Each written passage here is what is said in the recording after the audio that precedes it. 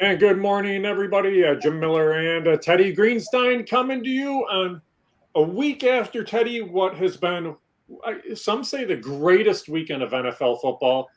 It was pretty close. It was pretty awesome. It was a lot of fun to watch. I don't know what they're going to do here with Conference Championship weekend, but I guess first off, Teddy, how are you doing? How was your trip? You had a little bit of time away, but now, man, you're right back into it, and things are rolling in all sports right now. Yeah, snuck off to Jamaica for a few, but was just thrilled with last weekend. Would have been a little more thrilled if the Bills had won. Yeah. Weekend, I won on the Titans under. I won on the Rams, lost on the Chiefs, lost on the Titans game in general. So kind of a split week. And I'm just kicking myself because I had the PointsBet app or other apps opened, and I saw it was like 16-1 or 20-1 with 13 seconds to play. Bill Ostrowski made a really smart bet. At that point, you got to know that even with only 13 seconds left, but at home with a bunch of timeouts and Patrick Mahomes, they can get into field goal range. So the live betting should be awesome this weekend. And it was funny, and you bring that up because Joe and I were texting throughout the course of that game. So he told me right away that he was placing that bet and had placed the bet. And he was just sitting there watching. I'm like, there's no way this bet can hit. And then all of a sudden they kick into the end zone and there's a touchback. I mean, squib kick it, see something, see if they return it. You cut 3 or 4 seconds off. I was all about the Bills too. You know what? It was a great weekend of football. You didn't think one game could top the next, but it did.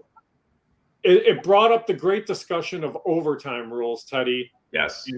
And people have been on both ends of it. I'm always one that I guess my feeling is I think both teams should at least get to have the ball once. After that, if you do want to go to sudden death, that's fine. But that was kind of my feeling. What do you make of that? What do you make of the overtime rules when a game that's so good like that to a coin toss kind of dictate the outcome? I'm more old school. Like, if you don't want to lose, play some defense. Like, defend for 13 seconds. The only tweak I would make, Jim, is this. If you elect to have the ball first in overtime, you start at the 20-yard line. Sure. It's a little bit harder then, right? So that means you got to go at least 40, 45 yards to have a good field goal try, and you have to go 80 for the win. Yeah. I just think, like, what other system do you use that avoids Chiefs scores, Bills score, Chiefs score, Bills? I mean, we got TV windows. We have to worry a little bit about the players, playing for 4 hours.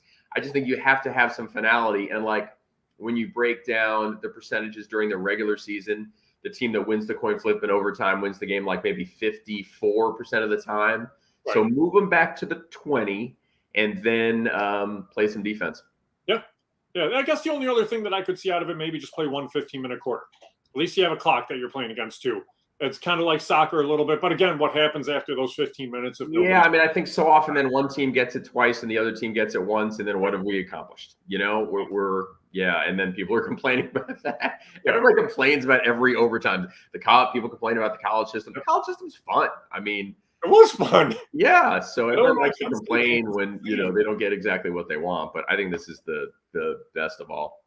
Yeah. And it's one of those things, you look at it, every game last weekend ended on some sort of a walk-off, be it a field goal, be it a touchdown. There was a PointsBet player at Hawthorne who bet $5,000 on the money line and hit all 4 of the games. Came back $160,000. I mean, we were talking about Marco Piemonte. This guy's named Patrick Dugan. He had posted it on Instagram, his reaction when KC won. But it can happen. You see it. It does happen. This isn't something where it's super rare. People do place these wagers and they hit, and they hit more often than you would think. Well, that bet is basically 4 coin flips. I mean, all 4 of those games could have gone either way. So he nailed them all. I can only imagine what those final 13 seconds were like for him. And then the part that is so ballsy there is the $5,000 bet. I mean, other, guys like you and me might do it and put 50. I was going to say that's about the max I'm going. Yeah, exactly. So good for him. Yep, good for him. All right, we got 2 games this weekend now, conference championship games. You got Cincinnati, who's getting 7 points against Kansas City. The Niners, last I saw, were getting 3.5 against the Rams. We'll see if there's any movement there. Definitely no weather worries getting the Rams game. It doesn't look like any weather worries in Kansas City either. So I guess first off, what do you make of these games? Is there anything you like, just either with the total, with the side, or anything along those lines? And then we'll go into the awesome props because there's tons of them. Yeah. So this morning our line moved. We're at 7.5. Okay. And then if you want to take the Chiefs, it's minus 105. So a little inducement there. And that was an interesting one. I've been talking to our traders a lot during the week. Our Chiefs handle has been very high, about 80%. But they were originally saying we were just going to stick it out and just do the 7, because certainly wary about sharps coming in now and jumping on the 7.5. And I think we're only one of a couple books that are offering 7.5. So if you like the Bengals, this is your time. I predicted the line would be 7.5. So when it came out at 7, I immediately bet the Chiefs, just thinking this scenario, if I want to get out of it now, I could bet 7.5 and, kind of have like a no lose situation. Feel pretty good about the 7, but not great. I mean, the Chiefs, right, in the second half of that game looked impossible to defend. Right. But the Bengals beat them. The Bengals have scored a lot of points on them. Joe Burrow is hot. And he's probably not going to get sacked 9 times in this game. The Chiefs actually are like 3rd lowest in the NFL in sack rate. So I could certainly see where this is another 34-31. The total 54.5. Yep. Last week, there was this stat floating around, which was really powerful. In the divisional series, when a total's been 54 or higher, the over hit 8 out of 9 times, and now it's 9 out of 10 times. So I am very likely to, assuming the weather's good and it's supposed to be in Kansas City, to think this is going to go over as well. That's the side I'm playing most of all. I am going to play that total. This opened at the start of the week, I think, at 50.5, and then has moved up to 54.5. I think anything 56 and under is still worth playing the over. Yeah, you're right. It was 34-31 when they played earlier on in the year. This was the game on January 2nd, Teddy, that I think won Jamar Chase Offensive Rookie of the Year. This game, he went for 266 yards. He was running all over the place, scoring touchdowns left and right. Burrow was awesome. And like I said, you're getting a game at the end of January with no weather conditions to worry about there. Kansas City's clicking, which means Cincinnati's going to have to click. It's not going to be a ground game. This is going to be a shootout. I'm going to cheer for Cincy. I don't know if they can win. I'll cheer for them. But like you said, the magic numbers are always 7, 7.5, 3, and 3.5. So you're right around that magic number there. Now, shooting over to the other game, the Niners, last I saw, were getting 3.5 against the Rams. Have you seen any movement at all in that line? And the total last I saw was 45.5. Yeah, Zippo on the movement. Very even balance in terms of what PointsBet clients like here. It's basically all square. It might be a touch tilted to the Rams, but I think they feel like there's no way this line goes to 4, because then sharps would really jump on the 49ers. I mean, look, the stat. 49ers 6-0 in their last 6 against this team.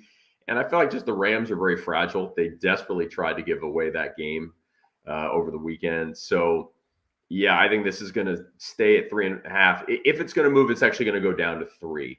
But the fact that it's minus 110 on both now would indicate that it's not going anywhere. Right. And they've played twice this year. San Fran won both of those matchups. I guess the one thing I was looking at was there was one player prop that I liked quite a bit, and it was Jimmy Garoppolo completions. The last number I saw was 20.5 for him. The first win on November 15th, he only threw the ball 19 times. Interesting. And then the second time, January 9th, he threw the ball 32 times. But even then, he's still having to hit 60% of his passes to get to that 20.5 number. So I would play under on that number. Elijah Mitchell carried the ball 27 and 21 times respectively for the Niners. And Deebo Samuel, I mean, this guy's become like a football god over the course of the last month. So he's going to get some carries too. It's going to be fun though. But you said PointsBet is offering a ton of playoff wagers.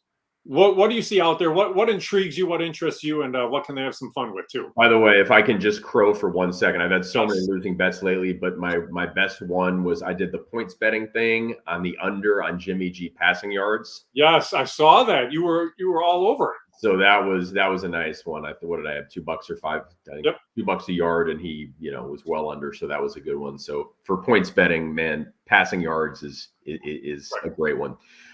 So one thing that I've looked at under NFL playoff specials, it's a little tricky to find. You got to go to Sports A through Z, football, and then futures. and you'll see these playoff specials and then name of bets. So I'm going to mention this bet, and I'm going to ask you to tell me what the odds are. Okay. Ready? Yep. Okay. Any of the 4 teams to have a successful 2-point conversion. Ooh. I will say plus 180. You got plus 180? Yeah. Yeah, close, plus 150. Okay. That sounds pretty good. I mean, you get 4 teams plus somebody's going to go for it. Somebody at some point they're going to go for it if they're successful or not. Yeah, and then it's about probably a 50-50 proposition. So that's a fun one. Burrow and Mahomes to combine for 600 or more passing yards. Okay, so this one's a little interesting one too. I'm going to say combined, I'm going to say plus 240. And the only reason I say that is because I know the totals for their over-under each were set at 290.5, which means they would each have to go over. But how close? Well, not each would have to go over. Well, one could go over huge, right? Yeah, 320 and 280. No, I mean, it's closer to even money. It's plus 130. And that makes sense. So their total combined is what, 580? One over, one under. Okay. Yeah, so to get to 580 at minus 110. Sure. And this is 600, so we're at plus 130. Okay. Then the ones that are that you get more price back on. I love this one. Deebo Samuel to have 1 rush and 1 receiving touchdown. Wow. So you're talking 2 touchdowns in the game, 1 of each. I'm going to say plus 340. Plus 700. Okay, wow. Yeah, I mean, he doesn't score that much, but that's he's running it more, and then he's getting for receptions. He's at like he's getting a lot of yards. He just doesn't, score a lot because they don't use him in close. They would have to be on longer plays. I like that. 7-1, I think, is good odds there. Yeah. What are you seeing? Good odds. That is interesting. Okay. And then the other one that they're offering, the hustle boost, a game to end in a walk-off touchdown or field goal. All right, all 4 of them last week. Of course, the 6th the week before didn't, but still at a 40% rate of the playoffs. Yeah. That was boosted from plus 280 to plus 330. I think you almost have to put a few bucks on that. Just looking at how the playoffs have been all season too. Please do to support. So I put that one in. The Hustle is the name of our newsletter that I edit. I looked at it. I got a little explanation from the traders, like it's plus 600 that either game goes to overtime. Okay. But then you also have to factor in, and needless to say, there won't be any ties this week. There will be a walk-off if it goes to overtime. Right. Although safety isn't in here. So that would be a really bad beat if the game ends on a walk-off safety. But then you have to compute regulation. Yep. So when they put it all together, they figure there's about a 25% chance that either of these games will have a walk-off. So that gets to plus 300, and it's boosted to plus 330. Yeah, and I think that's a very good value. I think that's the one you definitely want to look to. I mean, you've seen some great value offered from these boosts from PointsBet throughout the playoffs. A lot of them have revolved around guys like Deebo Samuel and him scoring, and we hit on that the first weekend. And he's a guy that you look, he's going to get so many touches. And you're right, between receiving and rushing. I didn't want to play him for rushing yards. Didn't want to play him for receiving, but they're going to offer the combined yardage option too. So it's something worth looking at for that also. All right, college hoops. You're a Northwestern guy. Northwestern's been on the verge of some big victories a few times and haven't closed out games. They should have done it with Michigan State 2 weeks ago, but they've had their opportunities. The Illini are kind of like this year. It's all based on Kofi. If Kofi's playing and he's good, they're good. If he's not playing, they might get blown out. You're going to watch these 2 match up this weekend, right? Yeah, going to head to Welsh Ryan Saturday, 3:30. Illinois, I feel like, is having a very good season, right? I mean, they didn't have Kofi at Maryland. They got blown out, but they beat Michigan State, hung on for dear life. I fortunately had Michigan State in that game, so I liked the second half rally. Also, Curbelo wasn't in there. So, I mean, the fact that they still won that game, very impressive. And Northwestern, Michigan the other night, it's the same old story time and time again. They're in these games. They can't close. It's either bad shot selection or something happens at the end. So, these are games that Chris Collins might need to win to certainly sort of keep the fan base somewhat satisfied, mildly satisfied. Yeah, and the year they went to the tournament, they were winning these games. Sure. That's what it was. I mean, it was what, like Vic Law was the guy. I think that was time and again coming up with huge plays. These were the games even before Vic Law when it was like Evan Eschmeyer was trying to carry you and you weren't able to get over the hump time and again. Yeah. It seems like they're close, and they're close in what's a pretty good Big Ten this year. But you're right. You may be one player away. Illinois, on the other end of things, Io leaving maybe what's hurting the Illini, but man, it's helping the Bulls quite a bit. He's had to play some huge minutes, especially with Levine out, Lonzo out, Alex Caruso out. This is a kid that stepped up as a second rounder, and he's played some really good basketball. It's amazing. I mean, I saw it and I'm like, how is he not a first round pick? I guess it's one of those things like, well, I guess I see him too much. I can't see all the players coming out of the Pac-10 or Europe or, I just thought he was totally underrated. I thought, well, the knock on him is that he's not a very good outside shooter, but if he's determined, he's going to be able to improve his outside shot. He's a great athlete. He's long. He's good attitude. And turns out he's like the most efficient shooter. Right. Did he have a 7-for-7 game or a 7-for-7 half or something like that? I mean, amazing. And then he comes back and he's like 8 of 9 the next game. But it's good shots. It's good decision making. He plays incredible defense, something we don't see in the NBA much anymore. I tend to wonder if he keeps this up, because he's going to be getting legitimate minutes, if there is going to be any talk of him for Rookie of the Year come the end of the season, even just to get into the discussion. Yeah, I've seen his odds listed that Evan Mobley is very well ahead. I mean, the fascinating one for NBA futures, of course, is Joel Embiid, who went from 33-1 to inside 3-1 in the span of a couple of weeks. Right. And the thing about it, and that flows just space with how the team's playing. I mean, DeRozan, there was talk about it. He hits back-to-back threes to win games, and DeMar all of a sudden is a guy to discuss. And then he's kind of in the wave, and the Bulls lose 4 in a row, and you don't know.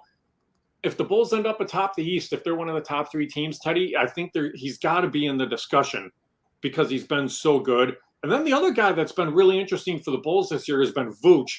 And it's when you talk about points betting, a guy like Vooch with points times rebounds is something to look to, because this is a guy that's averaging a double-double, and he's 18, 19, 20 points and 15 boards, it seems like, almost every night right now. Yeah, but then I see other games where people are grousing on Twitter that he's not producing enough. Obviously, early season, major shooting struggles. And then got out of that. But we just want to see all these Bulls healthy. Just want to see Lonzo and Caruso, and I mean, they just had it going there for a little while when everybody was upright on their 2 feet. Right, and that's the thing about it. And you're right. And they played the Bucks shorthanded, and they only lost by 4. And they were very shorthanded. And then Grayson Allen goes and karate chops Caruso down to the ground that game. If you hit a playoff series and you're healthy, I think the Bulls can compete with anybody. And that's what it's going to come down to, is health. So maybe that time missed by Levine wasn't a bad thing. Maybe this time missed by Lonzo isn't a bad thing. Caruso's out 6 to 8 weeks. But again, you get all these guys healthy at the right time, it could be a good thing. All right, lastly, the one last thing I want to jump into, Teddy, and we haven't talked about it before, there is golf going on. Right? There's golf going on this weekend. The one guy, and I just want to ask you kind of your thoughts on this guy, because he's a young guy. I loved watching him play last year. Will Zalatoris, he's 17, tied for 17th right now. He's at 7 under. He's a guy that seems to have a good upside. I tend to wonder if this could be his year that he kind of breaks out and maybe goes out there and wins a tournament or 2. Oh, yeah. I mean, he had an amazing Masters last year, and I have him on a top 10 this week. And yeah, people love Will Zalatoris. He's got an unusual name, an unusual look. He's this stringy guy. Looks like he weighs $140, and fun. Yeah. So it's great to see him playing well. I mean, we love, we root for kind of All-Americans and especially guys with some personality, and Will Zalatoris fits that. John Rahm, we our boost on him this week was 3 or more rounds sub 70, so 2 down, 1 to go. And Justin Thomas, I mean, I was giving him out as a top 5 and top 10 because this is a course where it's really not a putting contest. It's all about striking it, and that plays into, what he does best. Justin Thomas, 68, 63. John Rahm, 66, 65. You'd have to think he's going to shoot another round under 70 without problem in these last 2 rounds. You'd think. I mean, last year it played harder. Like those guys, the winning score last year was only 14 under. So Right now, it's on pace for way under that. Yeah. Let's see what happens. Yeah, we'll see what happens, but it looks to be a good tournament. Good to see some names atop the leaderboard. All right, Teddy, as we close things out, next week, we can kind of recap this week and start to prepare for the Super Bowl. Yeah. We're going to have that gap again, that 2-week gap in between. So we can start to hit college hoops a little bit. We can start to hit a little bit of NBA. Man, I'm hoping they're at least doing something in baseball, talking a little bit. So we can talk that. And maybe we can recap the Hall of Fame voting a little bit too and talk a little baseball for that as well. Dangerous. Sounds good. So I'll give you a week to prepare. This week, for those playing the horses, the Pegasus World Cup at Gulfstream takes place on Saturday. There's some really good races. Race 9, bet the 4-horse Regal Glory. Race 11, bet the 12, Never Surprise. Race 12, bet the 1, Knicks Go. And Teddy, we'll see if we can make some money for everybody there. But have a great weekend. Enjoy yourself at the Illini Wildcat game. Hopefully Northwestern can grab one and see if they can start heading back in the right direction. Perfect, Jim. Great seeing you as always, man. You got it. Good luck, everybody. Have a good weekend.